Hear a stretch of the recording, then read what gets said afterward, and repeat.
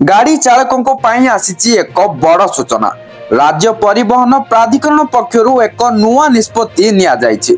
एणिकी गाड़ी रे बीमा नथिले देबाकू पड़िबो जरिमाना किबा जीवाकू पड़िबो जेल। ए नै जो अपडेट आसीछि से बाबद रे प्रत्येक गाड़ी चालक जानी रखिबा जरूरी। केवल जानिले हबनी ताकू काम रे मध्य लगेइबाकू पड़िबो। जदि आपण गाड़ी रे बीमा न करिवे ताहले आपनकू बहुत ही बड़ असुविधार सम्मुखीन करबाकू पड़िबो। हेले कोन रहिछि अपडेट टी चलंतु आउडे न करी फटाफट अपडेट टी जानिबा। हेले ताहा पूर्वरु वीडियो को गोटे लाइक करंतु, चैनल को नुआ आस्थिले एबे ही चैनल को सब्सक्राइब करी बेल आइकन को प्रेस करी ऑल रे क्लिक कर रखिबाकू जमार भी भूलंतु नै।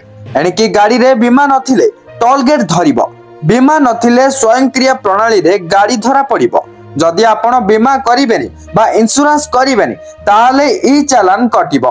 गाड़ी चलांतु कि न चलांतु गाड़ी अछि माने आपण को बीमा बा इंश्योरेंस करिबाकू पड़िबो। माने इंश्योरेंस होई जाईची बाध्यतामूलक।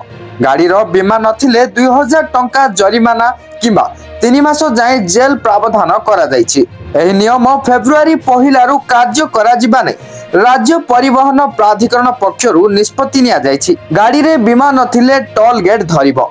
राज्य रे थिबा 22 टोल गेट रे ए कार्यकारी करा जिवो।